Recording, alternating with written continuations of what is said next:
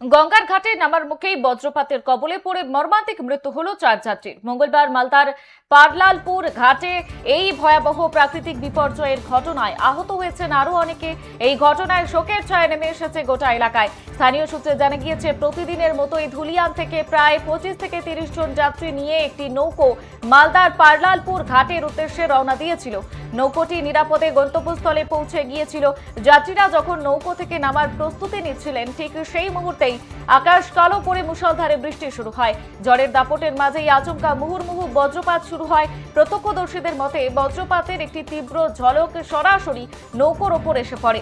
বজ্রপাতের তীব্রতায় নৌকোটি কেঁপে ওঠে এবং যাত্রীদের মধ্যে হুড়োহুড়ি পড়ে যায়। ঘটনাস্থলেই 4 জন যাত্রী লুটিয়ে পড়েন, যাদের পরে মৃত বলে ঘোষণা করা হয়। আকস্মিক এই বিপর্যয়ে নৌকোয় থাকা আরো বেশ কয়েকজন যাত্রী গুরুতর আহত হয়েছেন। তবে ঘটনার খবর পাওয়ার পরই স্থানীয় বাসিন্দারা উদ্ধার কাজে হাত লাগান এবং দ্রুত আহতদের উদ্ধার করে স্থানীয় হাসপাতালে পাঠানোর ব্যবস্থা করা হয়েছে।